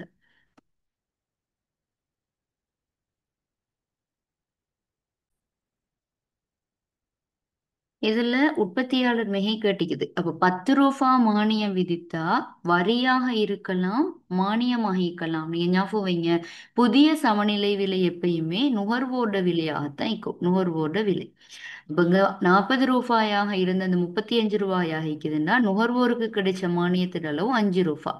பேலன்ஸ் 5 ரூபா இந்த இடத்துல வந்து இந்த உற்பத்தியாளரோட விலையாக போகும் 45 ரூபாயாக. அப்போ உற்பத்தியாளருக்கு மானியம் 5 ரூபா கிடைக்குது, நுகர்வோருக்கு மானியம் 5 ரூபா கிடைக்குது. அப்போ உற்பத்தியாளர் மிகையிட இடம் எது? இந்த ஏரியா தான் உற்பத்தியாளர் மிகையாக இருக்க போகுது. அப்போ உற்பத்தியாளர்ட புதிய விலை 45 ரூபா, ஆரம்ப விலை 20 ரூபா, கீழ் 2, தர புதிய சமநிலை தொகை 250. அப்ப 45ல 20 கழிச்சா 25ன் கீழ் 2 தர 250. இந்த சுருக்குனா 125. 125 தர 250, 3125. உற்பத்தியாளனுக்கு கிடைக்கும் நன்மை, உற்பத்தியாளனுக்கு மானியம் 5 ரூபா தான் கிடைக்குது. ஸோ 5 ரூபா படி 250 பொருள்களுக்கு 1250 ரூபா. மீள முடியாத இழப்பு இந்த முக்கோண பகுதி உங்களுக்கு தெரியும். ஆகவே முக்கோண பகுதி மானியத்தின் கீழ் 2 தர சமநிலை தொகையில் ஏற்பட்ட மாற்றம் 50 ரூபா. 25. ஆகவே 250 முதலாவது விட பொருத்தமான விட. உற்பத்தியாளனுக்கு கிடைக்கும் நன்மை 1250 ரூபாய். நுகர்வோருக்கு கிடைக்கிற நன்மை 35 ரூபா படி 250. அப்போ 35 ரூபா படிண்டா 5 ரூபா மானியம் கிடைக்குது. அப்ப 5 ரூபா படி 250 நுகர்வோருக்கும் 1250 ரூபாய் கிடைக்குது. அப்போ உற்பத்தியாளருக்கு 1250 ரூபாய் நன்மை கிடைக்குது, நுகர்வோருக்கும் 1250 ரூபாய் நன்மை கிடைக்குது. இதால அரசாங்கத்துக்கு 2500 ரூபாய் செலவு ஏற்படுது. அப்போ மானியத்தால் அரசாங்கத்துக்கு ஏற்படுற செலவு எவ்வளோ? இந்த செவ்வக பகுதி 10 ரூபா படி 250 அலைகளுக்கு அரசாங்கம் மானியம் கொடுக்குது. ஆகவே மானியத்தால அரசாங்கத்துக்கு ஏற்படுற செலவு 2500 ரூபாய். 13வது கேள்வியை பாருங்க. போட்டி சந்தையில் விற்கப்படும் ஒரு பொருளுக்கு குறைந்தபட்ச விலைகளை நிர்ணயித்து, குறைந்தபட்ச விலைன்னு சொல்லும் போது சமநிலை விலைக்கு மேலாக நிர்ணயிக்கப்படுற விலை தான் குறைந்தபட்ச விலை. இந்த குறைந்தபட்ச விலையை நிர்ணயித்து மிகை நிரம்பலை அரசாங்கம் கொள்வனவு செய்யுமாக இருந்தார். மிகை நிரம்பலை அரசாங்கம் கொள்வனவு செய்யுமாயின் சந்தையில் ஏற்க முடியாத நிகழ்வாக அமைவது. சந்தையில் எந்த நிகழ்வு ஏற்க முடியாது? விடைய பாருங்க. உற்பத்தியாளன் மிகை அதிகரித்தல். உற்பத்தியாளன் மிகை கட்டாயம் அதிகரிக்கும், பெரிய பரப்புன்னு வரும், அதுவும் வரும். நுகர்வோர் மிகை அதிகரித்தல்ங்கிறது ஏற்க முடியாது. ஏன்? நுகர்வோர் மிகை இந்த அளவுக்கு தான் வரப்போகுது. ஏன்னா உற்பத்தியாளருக்கு தான் அந்த நன்மை போய் சேரப்போகுது. ஸோ நுகர்வோர் மிகை அதிகரித்தல்ங்கிறது ஏற்றுக்கொள்ள முடியாது. கொள்வனவாளன் செலுத்தும் விலை அதிகரித்தல், செலுத்தும் விலை அதிகரிக்கப்படுது, இதுவும் ஏற்கலாம். சமூக நலன் வீழ்ச்சி ஏற்படல், இதுவும் ஏற்படும். மிகை உற்பத்தி ஏற்படல், இதுவும் ஏற்படும். மிகை நிரம்பலை கொள்வனவு செஞ்சாலும் கூட அங்க நுகர்வோர் மிகையில அதிகரிப்பு ஏற்படாது, நுகர்வோர் மிகை குறைவு தான் ஏற்படும். 14வது கேள்வி. அரசாங்கம் பொருட்கள் மீது வரி அறவிடும் போது நுகர்வோர் அதிக வரிச்சுமையை தாங்க நேர்வது எத்தகைய கேள்வி மற்றும் நிரம்பல் நிகழ்ச்சியை கொண்ட பொருள் மீது விதிக்கப்படுவதாகும். இதுவும் நான் சொன்னேன், ஆல்ரெடி சொன்ன மாதிரி நீங்க இது பிராக்டிக்கலா யோசிங்க. கிராஃபை வச்சு இல்லாட்டி ஞாபகம் வச்சுக்கணும்னு நினைச்சீங்களா கஷ்டம். பாருங்க, எத்தகைய கேள்வி நிகழ்ச்சின்னு கேக்குறாங்க. கேள்வி நிகழ்ச்சியில விலை எவ்வளோ கூடினாலும் கேள்வித்தொகை கொஞ்சம் குறைஞ்சால்தான் வரி விதிக்கும் போது நிறைய பங்கு மக்களிட மீது திணிக்கப்படும். ஸோ விலை எவ்வளோ கூடினாலும் அவங்க கேள்வியை கொஞ்சம் குறைக்கிறது தான் வரி விதிக்கும் போது நல்லம். அதுதான் நுகர்வோருக்கு நிறைய வரி சுமையை கொண்டு போய் சேர்க்கும். அப்ப அரசாங்கம் வரி அறவிடும் போது நுகர்வோருக்கு பெரிய அளவு போகணுமாக இருந்தால் கேள்வி கொஞ்சம் குறைகிறதா இருக்கணும். அப்போ கேள்வி கொஞ்சம் குறைகிறது எப்போ? நிகழ்ச்சி அற்றதுல தான் கொஞ்சம் குறையும், நிகழ்ச்சி அற்றதுல. அதே மாதிரி நிரம்பல் நிகழ்ச்சியில நுகர்வோருக்கு எது நிறைய போய்த்து சேரணும்டா, விலை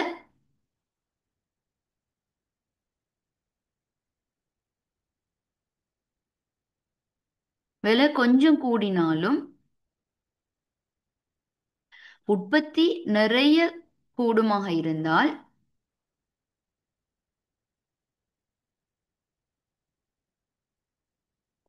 அங்க என்ன நடக்கும்? பெரிய பரப்பு போவுமாக இருந்தால் அங்க அதிக வரிச்சுமை தாங்கப்படும். ஸோ நிகழ்ச்சி உள்ளது. அப்ப இதை நீங்க பிராக்டிக்கலா யோசிச்சு வைங்க.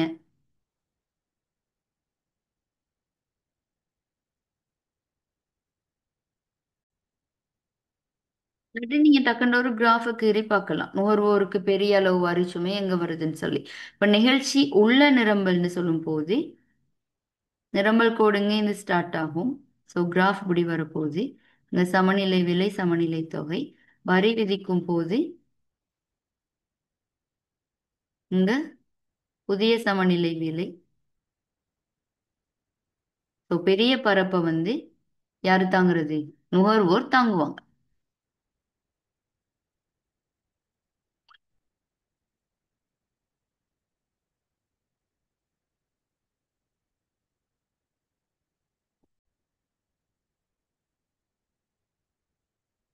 15வது கேள்வியை பாருங்க. ஒரு நிறுவனம் தனது உற்பத்தி செயல்முறையில் குறைந்து செல்லும் எல்லை விளைவு விதியை எதிர்நோக்குமாயின் மாறும் உள்ளீடுகளை அதிகம் ஈடுபடுத்தும் போது சராசரி உற்பத்தி உச்சத்தை அடைந்து பின்வருவனவற்றுள் எது நடைபெறும்?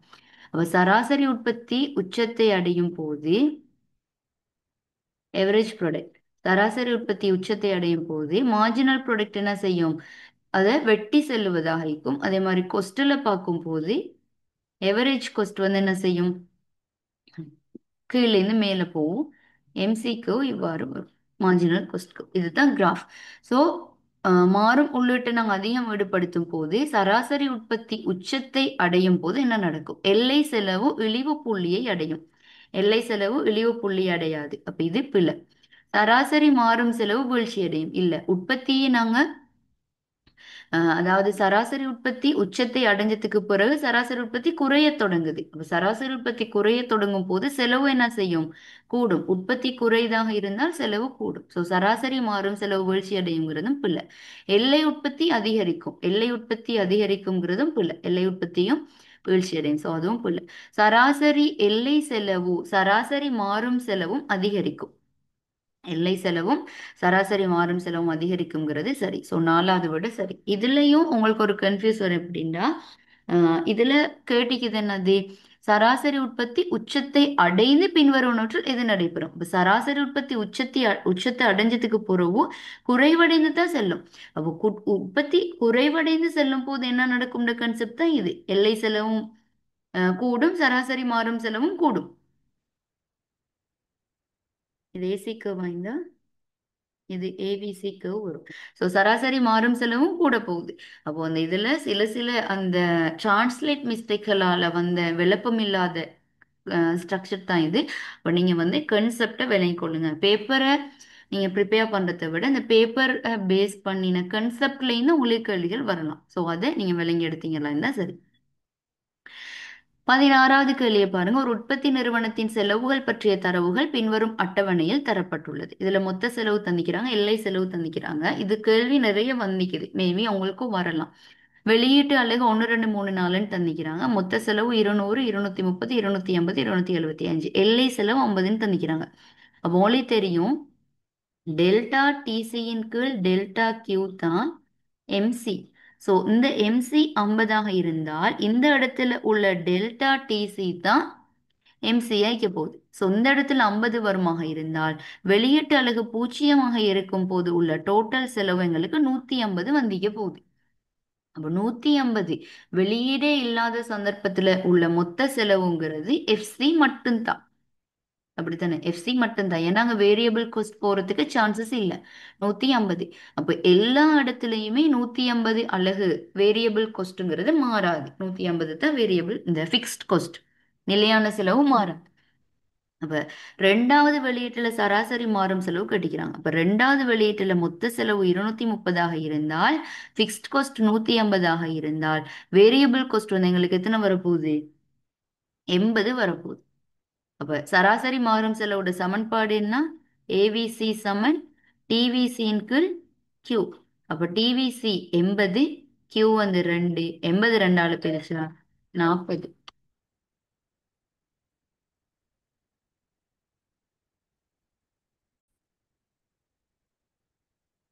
17வது கேள்வியை பாருங்க. சிலருரிமை சந்தையில் அவதானிக்கக்கூடிய பண்பு. சிலருரிமை சந்தைங்கிறது ஓரிரு நிறுவனங்களை மட்டும் கொண்ட சந்தை அமைப்பு. ஸோ ஓரினத்தன்மை வாய்ந்த பொருட்கள் மட்டும் உற்பத்தி செய்யப்படும். இது பிழை. ஓரணத்தன்மை வாய்ந்த பொருள் மட்டும் உற்பத்தி செய்யப்படுறது நிறை போட்டியில. சந்தையில் தடையற்ற பிரவேச சுதந்திரம் காணப்படும். இங்க வந்து சில்லர் உரிமையில பிரவேச தடை காணப்படும். ஓரிரு நிறுவனங்கள் மட்டும் காணப்படுறதால எல்லா நிறுவனங்களாலையுமே நினைச்ச மாதிரி போய் உற்பத்தி செய்ய முடியாது. நிறுவனம் பூரண நிகழ்வுள்ள கேள்வி வழியை கொண்டிருக்கும். இதுவும் தனியுரிமைக்குள்ள பண்பு. இப்ப இந்த தனியுரிமை இல்ல நிறை போட்டிக்குரிய பண்பு. ஸோ அதுவும் வராது. நிறுவனங்கள் பரஸ்பரம் ஒன்றில் ஒன்றாக தங்கியிருத்தல். பரஸ்பரத்துல தங்கியிருத்தல் சொன்னா சில நிறுவனங்கள் மட்டும் காணப்படுறதால சிலர் உரிமை சந்தையை பொறுத்த வரைக்கும் ஒரு நிறுவனங்கள் ஒன்றோடு ஒன்று என்ன செய்யும், ஒரு லிங்க்ல இருக்கிற மாதிரி இருக்கும். ஸோ நிறுவனங்கள் ஒன்றிலொன்று தங்கியிருக்கும். நீண்ட காலத்தில் நிறுவனம் சாதாரண லாபத்தை உழைக்கும். அப்படி இல்லை, நிறுவனம் வந்து நீண்ட காலத்திலும் குறுங்காலத்திலையும் அசாதாரண லாபத்தையும் அவங்க உழைப்பாங்க. ஏன்னா வந்து சில உரிமை நிறுவனங்கள் சில நிறுவனங்கள் மட்டும் காணப்படுறதால. ஸோ சிலருரிமை சந்தையிட பண்பாக நாங்க வந்து நிறுவனங்கள் பரஸ்பரம் ஒன்றில் தங்கிக்கிறதால அஹ், ஒன்றோடு ஒன்று நிறுவனங்கள் ஒரு ரிலேஷன்ஷிப்ல இருப்பாங்க. ஸோ ஒரு நிறுவனத்தின நடவடிக்கை ஏனைய நிறுவனத்தையும் பாதிக்கக்கூடியதாக இருக்கும். அடுத்து அடுத்த கேள்வியை பாருங்க.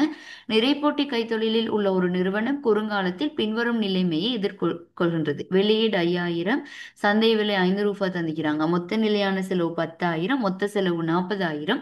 500 அலைகள் உற்பத்தியில எல்லை செலவு ரூபாய் தந்திக்குது. லாபத்தை உச்சப்படுத்தும் நோக்கில் இந்நிறுவனம் எடுக்க வேண்டிய உசிதமான தர்க்க ரீதியான தீர்மானம். அவங்க என்ன முடிவு எடுக்கணும் அப்படின்னு சொல்லி. அப்ப இங்க குவான்டிட்டி 5000, விலை ரூபான்னு சொன்னா டிஆர் பி தர கியூ.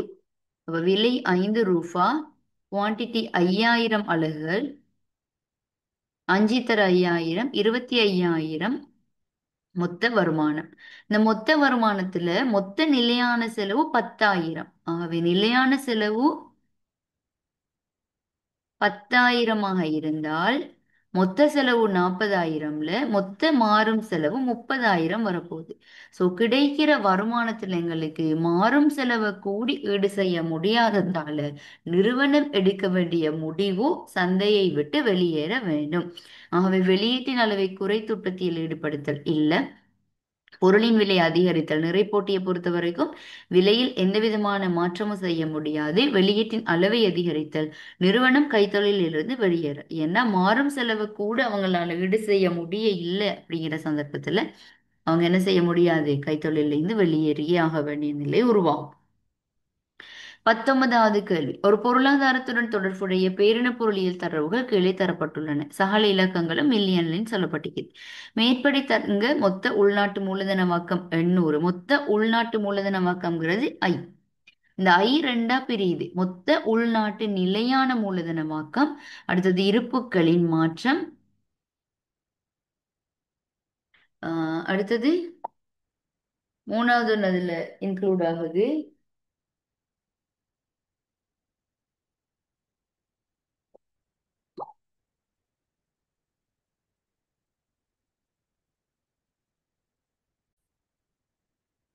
மொத்த உள்நாட்டு மூலதனமாக்கம்ல 3 விஷயம் உள்ளடங்குது. ஒண்ணு மொத்த உள்நாட்டு நிலையான மூலதனமாக்கம், அடுத்தது இருப்புக்களில் ஏற்பட்ட மாற்றம், அடுத்தது பெறுமதியில் ஏற்பட்ட மாற்றம்.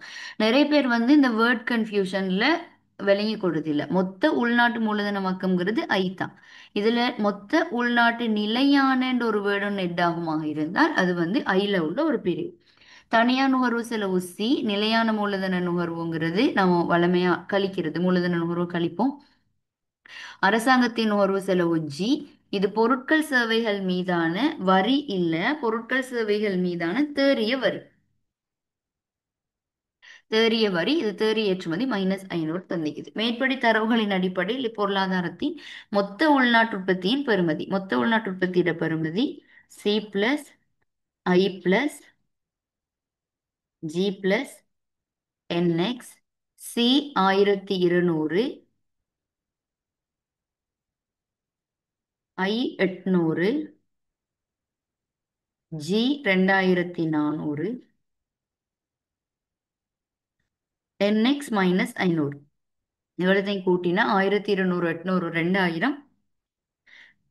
2000ம் 2000த்துல 500 கழிச்சா 1500. 1500ம் 2400ம் 3000.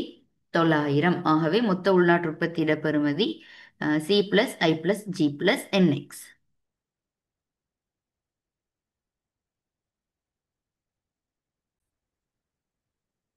இந்த மொத்த உள்நாட்டு உற்பத்தியிலிருந்து நிலையான மூலதன நுகர்வு கழிச்சமாக இருந்தால், மொத்த உள்நாட்டு உற்பத்தியிலிருந்து நிலையான மூலதன நுகர்வு கழிச்சா வந்து தேறிய உள்நாட்டு உற்பத்தி வரும்.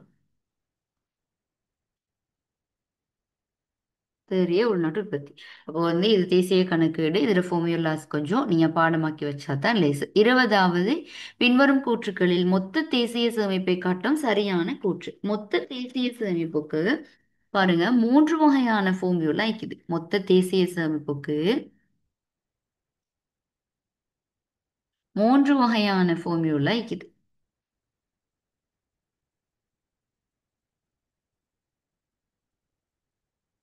அதுல மெயினா 2 தான் யூஸ் பண்ணுவோம் நம்ம மொத்த தேசிய சேமிப்புக்கு. ஒண்ணு உள்நாட்டு சேமிப்பு சக வெளிநாட்டிலிருந்து கிடைத்த தேறிய முதன்மை வருமானம், அதாவது முதலாம் நிலை வருமானம் சக தேறிய நடைமுறை மாற்றல் பெறுவனம், அதாவது இரண்டாம் நிலை வருமானம். இது மூணையும் கூட்டுறது மொத்த தேசிய சேமிப்பு. ரெண்டாவது ஒரு ஃபார்முலா இருக்குது என்னன்னு சொன்னா, செலவிடத்தக்க மொத்த தேசிய வருமானத்திலிருந்து மொத்த தேசிய வருமானத்திலிருந்து மொத்த நுகர்வை கழிக்கிறது. அதாவது சியையும் ஜியையும் கழிச்சா வரதும் மொத்த தேசிய சேமிப்பு தான். இது ரெண்டும் தான் மொத்த தேசிய சேமிப்புக்கான பிரதானமான சமன்பாடு. அப்ப இங்க பாருங்க, ஆஹ், ரெண்டு டெஃபினேஷன் தந்துக்குது. இந்த உள்நாட்டு சேமிப்பு காண்றதுக்கு உரிய சமன்பாடு, உள்நாட்டு சேமிப்புக்கு ஐ பிளஸ் என்எக்ஸ், அதாவது முதலீட்டோட தேறி ஏற்றுமதியை கூட்டலாம். அப்படி இல்லாட்டி GDP minus C plus G, மொத்த உள்நாட்டு உற்பத்தியிலேருந்து சிஐயும் ஜிஐயும் கழிச்சா வர்றது உள்நாட்டு சேமிப்பு. இந்த உள்நாட்டு சேமிப்போட முதலாம் நிலை அஹ், முதன்மை வருமானத்தையும் அதே மாதிரி இரண்டாம் நிலை வருமானம், வெளிநாட்டிலிருந்து கிடைத்த தேறிய முதன்மை வருமானத்தையும் தேறிய வெளிநாட்டு நடைமுறை மாற்றல் பெறுவனவையும் கூட்டினா எங்களுக்கு மொத்த தேசிய சேமிப்பு வரும். அப்போ அது ரெண்டுல உள்ள ஃபார்முலா எங்களுக்கு தந்திக்கிறாங்கல்ல. மொத்த தேசிய சேமிப்பை காட்டுற சரியான கூற்று மொத்த முதலீட்டோட தேறி ஏற்றுமதியை கூற்றுது. மொத்த முதலீட்டோட தேறி ஏற்றுமதியை கூட்டினா மொத்த உள்நாட்டு சேமிப்பு தான் வரும். ஸோ முதலாவது விட வராது. ரெண்டாவது விடைய பாருங்க, மொத்த உள்நாட்டு உற்பத்தியோட தேறி ஏற்றுமதியை கூட்ட சொல்றாங்க. அப்போ மொத்த உள்நாட்டு உற்பத்தியோட தேறி ஏற்றுமதியை கூட்டினாலும் எங்களுக்கு மொத்த தேசிய சேமிப்பு வராது. ஸோ ரெண்டாவதும் வராது. மூணாவது, மொத்த உள்நாட்டு உற்பத்தியோட வெளிநாட்டு தேறிய முதன்மை வருமானத்தை கூட்டினாலும் வராது. நாலாவது, மொத்த முதலீட்டோட சென்மதி நிலுவை நடைமுறை கணக்கை கூட்ட சொல்லிக்கிறாங்க. அது எங்களுக்கு இதுல வருமா இல்லையான்னு தெரியாது. மொத்த முதலீடு வெளிநாட்டில் இருந்து தேறிய முதன்மை வருமானத்தையும் இரண்டாம் வருமானத்தையும் கூட்ட சொல்லிக்கிறாங்க. அப்ப ஐயோட என்எக்ஸ் சேராம முதலாம் வருமானம் இரண்டாம் வருமானமும் கூட்டப்படும் போது எங்களுக்கு ஒண்ணு இல்லாமல் ஆகுது. அப்படித்தானே?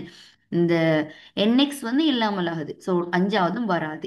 இப்ப நாலாவது விடை ஏன் வரும் அப்படின்னா பாருங்க, இது எப்படி எடுத்துக்கிறாங்கன்னு சொல்லி. நாலாவது விடைய சென்மதி நிலுவை நடைமுறை கணக்கு, இதுல மீதின்னு ஒரு வேர்டு ஆகணும். சென்மதி நிலுவை நடைமுறை கணக்கு மீதியில 4 விஷயம் வருது.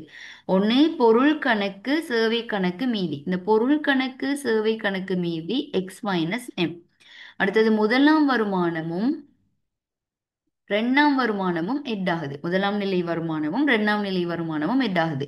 ஸோ இந்த எக்ஸ் மைனஸ் எம்னு சொல்லும் போது மொத்த முதலீட்டோட எக்ஸ் மைனஸ் எம், அதாவது என்எக்ஸ் சேரும் போது உள்நாட்டு சேமிப்பு வந்துடும்.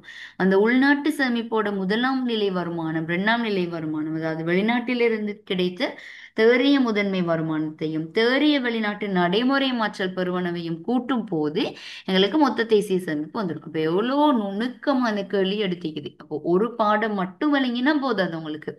சிலபஸ் அவங்களுக்கு விளங்கிக்கணும். அது இல்லாம ப்ராக்டிக்கல் நாலேஜா நீங்க யோசிச்சு விளங்கி எடுக்கக்கூடிய தன்மையும் விளங்கணும். இப்போ இது நாலுமே எங்களுக்கு இல்லை அப்படின்னு சொல்லும்போது நாங்க என்ன செய்வோம்? முதலாவது விடையை மேபி போடலாம், இல்லாட்டி இந்த அஞ்சாவது விடையை போடுறதுக்கு சான்சஸ் இருக்குது.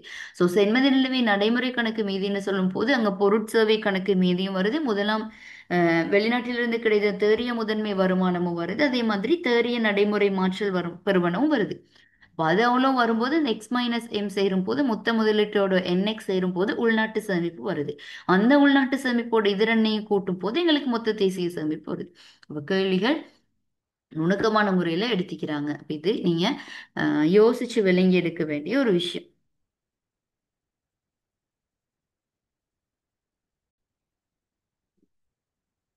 21வது கேள்வியை பாருங்க. பின்வரும் உற்பத்தி நடவடிக்கைகளில் தேசிய கணக்கீட்டு மதிப்பீடுகளில் உள்ளடக்கப்படுபவை. தேசிய கணக்கீட்டு மதிப்பீட்டில் உள்ளடக்கப்படுறது பாடசாலை மாணவர்களுக்கு வழங்கப்படும் பாட புத்தகங்களை அச்சிடும் செலவு. பாருங்க, பாடசாலை மாணவர்களுக்கு வழங்கப்படும் பாட புத்தகம் தான் ஒரு பக்க கொடுப்பனவுல வரும். அது அச்சிடுற செலவு அரசு செலவாக கருதப்படும். ஜி, அரசு செலவுகளுக்கு உள்ளடக்கப்படும். ஸோ தேசிய கணக்கீட்டு மதிப்பீட்டில் அது உள்ளடக்கப்படும்.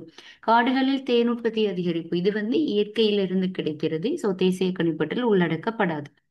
அரசு ஊழியர்களுக்கு வழங்கப்படும் ஓய்வூதிய கொடுப்பனவும் ஒரு பக்க கொடுப்பனவும் உள்ளடக்கப்படாது. கம்பெனி பங்குகளை கொள்வனவு செய்யும் வேலைகள் செலவுகள், அது நிதிசார் கொடுப்பனவு உள்ளடக்கப்படாது. இல்லத்தரசிகள் வீடுகளில் வயது முதியோர்னை பராமரித்தலும் அது ஒரு பயனற்ற கொடுக்கல் வாங்கலாக கருதப்படுது. ஸோ அதுவும் உள்ளடக்கப்படாது. அப்ப தேசிய கணக்கீட்டு மதிப்பீட்டில் உள்ளடக்கப்படுறது எதுன்னு சொன்னா செலவுகள் உள்ளடக்கப்படும். அதாவது நுகர்வு செலவாய்க்கலாம் அல்லது பொருட்களை ப்ரோசஸ் பண்ற செலவுகள், இதெல்லாம் உள்ளடக்கப்படும். ஜெனரலா எதெல்லாம் உள்ளடக்கப்படும், உற்பத்தி வரம்பினுள் எதெல்லாம் உள்ளடக்கப்படும் அப்படிங்கிற விஷயம் நீங்க படிச்சுப்பீங்க. அஹ் சந்தையில் விற்பனையாகிற அனைத்து பொருட்களும் சேவைகளும் உள்ளடக்கப்படும். துணி நெய்தல், உடை தைத்தல், தொப்பி, வீட்டுப் பொருட்கள், இதெல்லாம் உள்ளடக்கப்படும். வீட்டுத்துறையினரால இடம்பெறக்கூடிய பொருள் உற்பத்தி நடவடிக்கைகள் எல்லாமே இடம்பெறும். ஆனால் இது ஒரு சேவை உற்பத்தி நடவடிக்கை. இல்லத்தரசிகள் வீடுகளில் வயது முதியோரை பராமரித்தல்கிறது. ஸோ இந்த சேவை உற்பத்தி தேசிய கணக்கீட்டில் உள்ளடக்கப்படாது. 22வது கேள்வி, மொத்த வெளியீட்டின் பெறுமதியிலிருந்து இடைநிலை உள்ளீடுகளின் பெறுமதியினை கழித்து பெறப்படுவது. மொத்த வெளியீட்டின் பெறுமதி ஜிவிஓ, இதுல இருந்து இடைநிலை பெறுமதியை கழிச்சு பெறப்படுறது ஜிவிஏ. ஜிவி என்று சொல்றது மொத்த பெறுமதி சேர்க்கையின் பெறுமதி. முதலாவது விடு. 23வது, அரசாங்கத்துறையற்ற மூடப்பட்ட பொருளாதாரத்தின் நுகர்வு செலவீடு சி சமன் 400 சக 0.8. இது வை இல்ல, வை டி. இப்பொருளாதாரத்தில் அரசாங்கம் தலையிட்டு 200 மில்லியன் வரி வருமானத்தை திரட்டவும் 60 மில்லியன் மாற்றல் கொடுப்பனவை வழங்க தீர்மானிக்குமாயின் தேசிய வருமானத்தின் அடிப்படையில் நுகர்வு சார்பை கேட்டுக்கிறாங்க. ஸோ சி சமன் 400 சக 0.8 bracket Y minus T 200 TR 60 y minus T plus TR.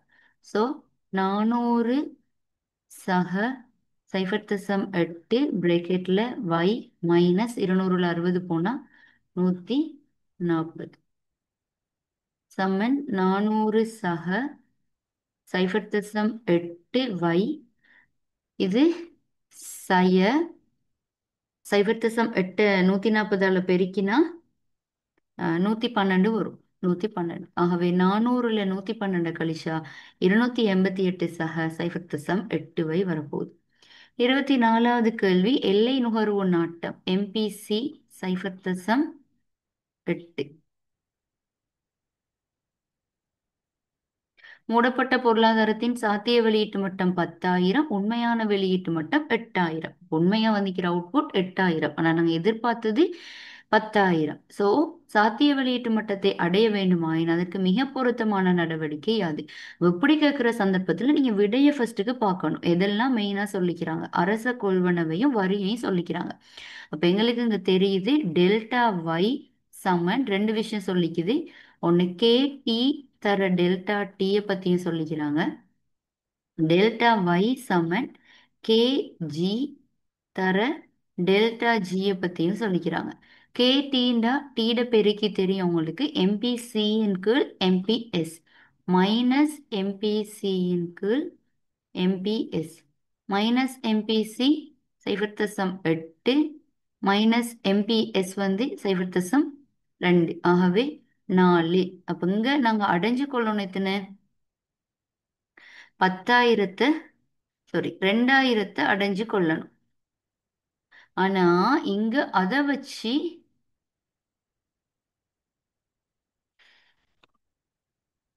தரையில கேள்வி.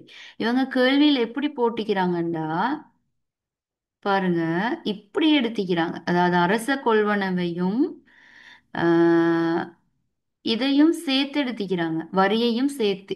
சோ முதலாவது விடைய பாருங்க, அரச கொள்வனவு 250ஆல் அதிகரிப்பதுடன் வரியை 150ஆல் குறைத்தல். அப்ப நாங்க பெருக்கி கண்டுபிடிச்சிட்டோம். வரி பெருக்கி வந்து 4. அதே மாதிரி அரச கொள்வனவு பெருக்கி ஒன்னின் கீழ் எம்பிஎஸ், ஒன்னின் கீழ் எம்பிஎஸ். ஸோ ஒன்னின் கீழ் 0.25 வரி அரச செலவு பெருக்கி எங்களுக்கு 5 வரப்போகுது.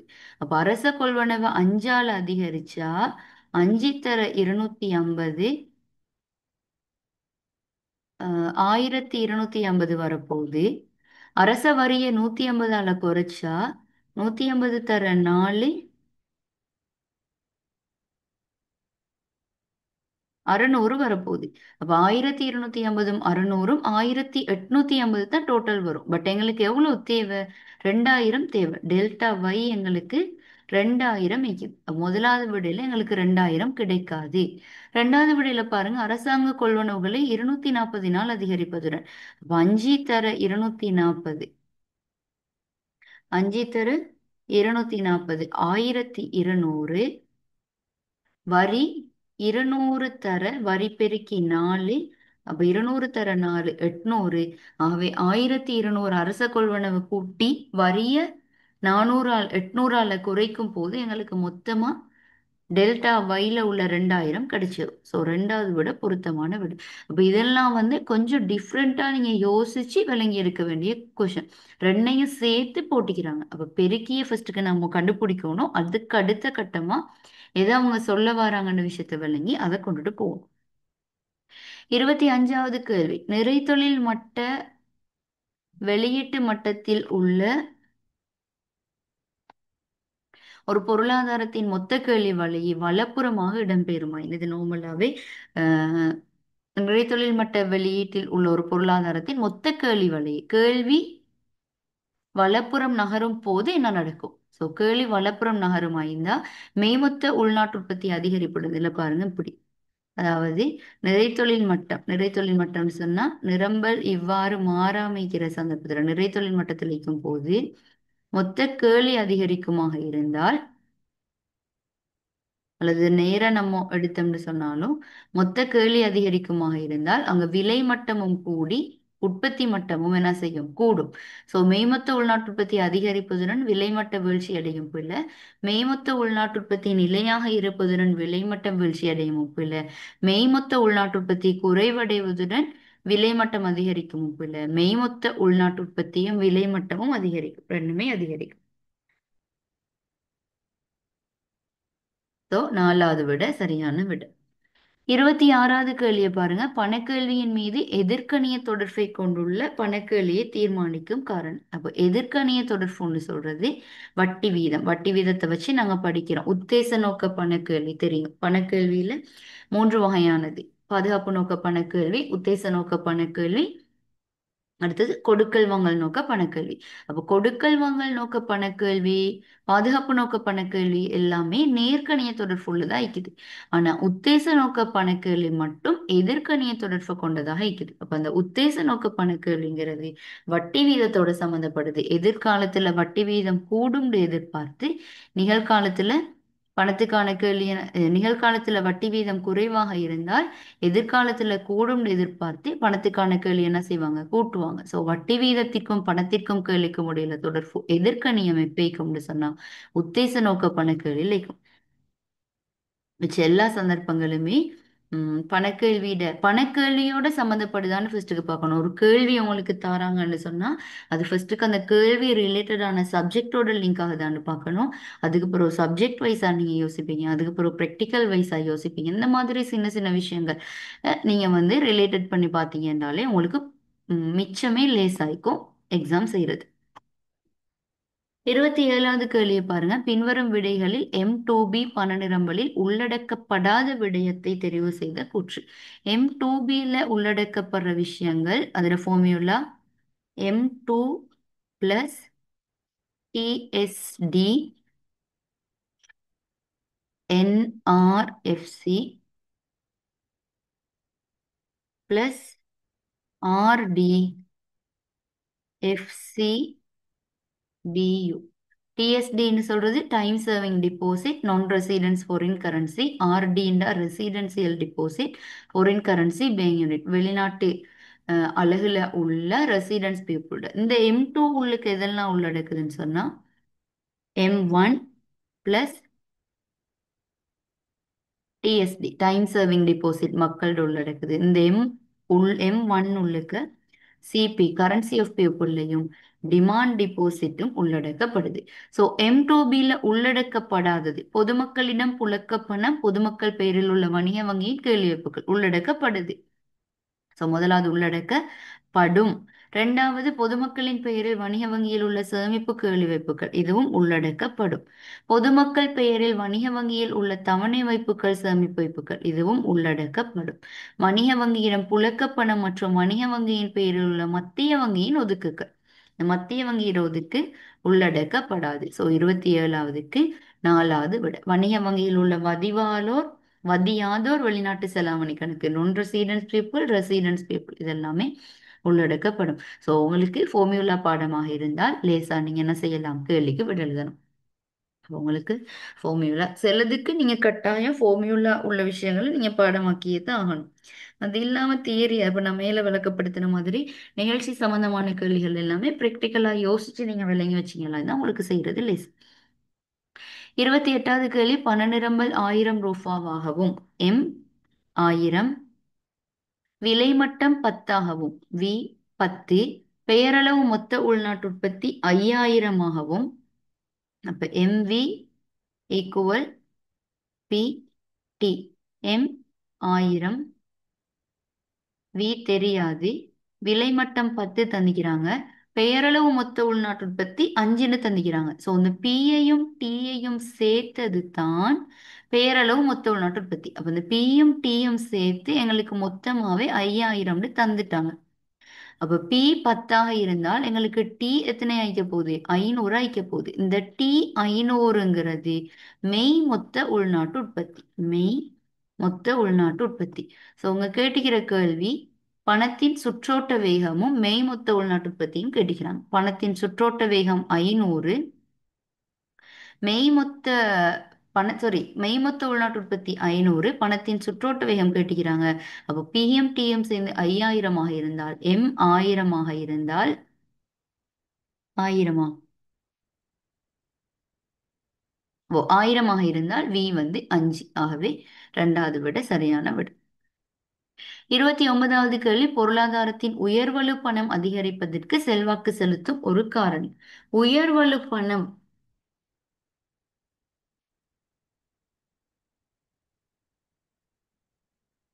உயர்வலு பணம்னு சொல்றது ஒரு நாட்டிட மொத்த பண நிரம்பலுக்கு அடிப்படையாக உள்ள மத்திய வங்கிக்குரிய நேரடி நிதி பொறுப்புகள் உயர்வலு பணம்னு சொல்லப்படுது. அப்ப நேரடி நிதி பொறுப்பு மத்திய வங்கிக்கு சொந்தமான நேரடி நிதி பொறுப்புகள் உயர்வலு பணம்னு சொல்லப்படுது. ஸோ அந்த வகையில உயர்வலு பணம் அதிகரிக்கணுமாயினா மத்திய வங்கிட்ட உள்ள அந்த உம் மத்திய வங்கிக்குரிய பண நிரம்பல் என்ன செய்யணும், மத்திய வங்கிக்குரிய நேரடி நிதி பொறுப்புகள் அதிகரிக்கணும்.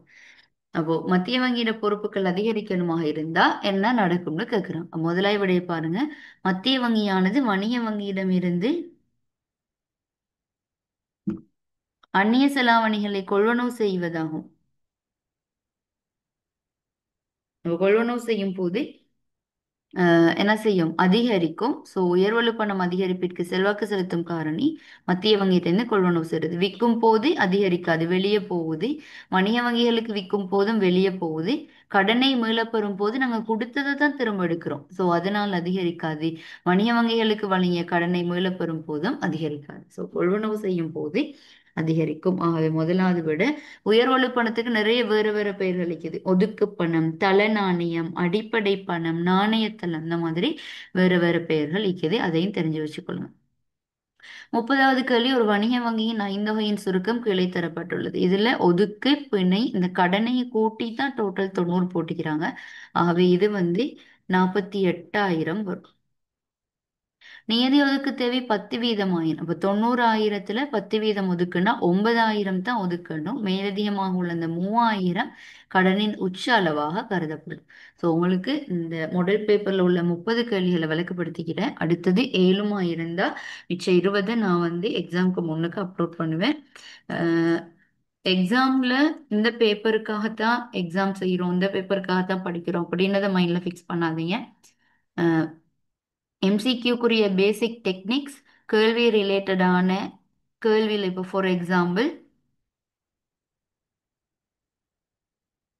ஓ இந்த கேள்வி பணக்கேள்வியின் அப்படின்னு வரும்போது பணக்கேள்வியோட சம்பந்தமான 3 விஷயம்: உத்தேச நோக்கம், பாதுகாப்பு நோக்கம், கொடுக்கல் வாங்கல் நோக்கம். அப்போ அது ரிலேட்டடான ஆன்சரை நீங்க ஃபர்ஸ்ட்டுக்கு ஃபைன் பண்ணுங்க.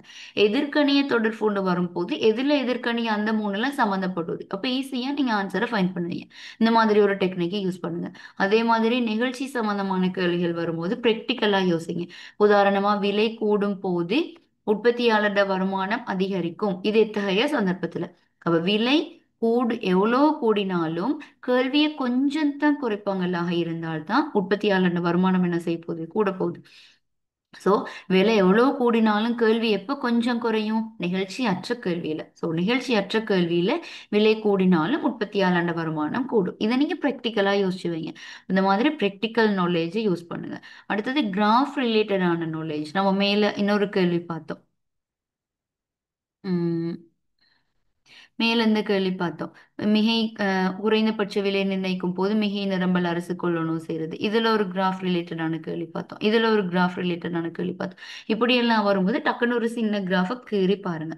இந்த மாதிரி கேள்விகள் வர சந்தர்ப்பத்துல ஃபார்முலா பேஸ் பண்ணி கியூடி கியூஎஸ்ல கேள்வி வர சந்தர்ப்பத்துல டக்குன்னு உங்களுக்கு தெரிஞ்ச ஒரு எக்ஸாம்பிள போட்டு கால்குலேட் பண்ணி எவ்வளவு நிமிஷம் போக போகுது, ஒரு 3 நிமிஷம் 4 நிமிஷம் போக போகுது. அப்ப அது நீங்க செலக்ட ஒரு லக்ல கோட் அடிக்கிறத விட இந்த மாதிரி டக்குன்னு போட்டு பார்த்தீங்கன்னா நிறைய மார்க்ஸை ஸ்கோர் பண்ணுவீங்க. அதே மாதிரி இந்த கிட்டிய பதிலீடு, நெருங்கிய பதிலீடு, இதெல்லாம் ப்ராக்டிக்கலா யோசிங்க. சிலதுக்கு நீங்க வந்து ஃபார்முலா கம்பல்சரியா பாடமாக்க வேண்டிய விஷயங்கள். M2B அதை வந்து நீங்க ப்ராக்டிக்கலா யோசிக்க இயலாது. அதை நீங்க பாடமாக்கி தான் ஆகணும். இப்ப அந்த மாதிரி தேசிய கணக்கீட்டில் உள்ள ஃபார்முலா அதை நீங்க கொஞ்சம் ஒரு பாடமாக்குறதையும் தாண்டி என்ன ஸ்டெப் பை ஸ்டெப்ல போகுது. இப்ப நான் காட்டுனேன், உள்நாட்டு சேமிப்புல இருந்து நடைமுறை கணக்கு மீதியே கொண்டுட்டு வந்துக்கிறாங்க. அப்படிதானே? முதலீடு பிளஸ் நடைமுறை கணக்கு மீதியை கொண்டுட்டு வந்துக்கிறாங்க. அப்ப அந்த முதலீடு, மொத்த முதலீடு பிளஸ் எண்பது நிலுவை நடைமுறை மீதி எப்படி அங்கே சம்மந்தப்படுது? அப்போ அது ஒரு கன்ஃபியூஸ் ஆகுது. அப்ப இந்த மாதிரி உங்களுக்கு இந்த மாடல் பேப்பர் ஹார்ட், ஈஸி, கேள்வி விளங்குது விளங்கையில அப்படின்ற எல்லாத்தையுமே தாண்டி நீங்க என்ன என்ன மெத்தடை யூஸ் பண்ணணும், எப்படி எப்படி ஆன்சரை ஃபைன் பண்ணணும், எம்சிக்யூல நீங்க எப்படி மேக்சிமம் 30 மார்க்ஸ் எடுக்கணும்.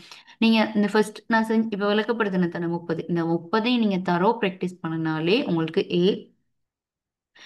ஏ தாண்டி நீங்க ஜெட் ஸ்கோரை டார்கெட் பண்ணுவீங்க. ஸோ ஜெட் ஸ்கோரை நீங்க ஈஸியாக எடுத்துக்கொள்ளணும். ஸோ எக்ஸாம் எக்கனாமிக்ங்கிறது கஷ்டம் இல்லை, லேசான பாடம். அதை வந்து நம்ம கைட் பண்ற முறையில் நம்மளுக்கு நம்மளே கைட் பண்ணி கொள்ளணும். அடுத்த ஆட்களை குறை சொல்றது இல்லை, நம்மளை நம்மளே கைட் பண்ணி கொள்ளணும்.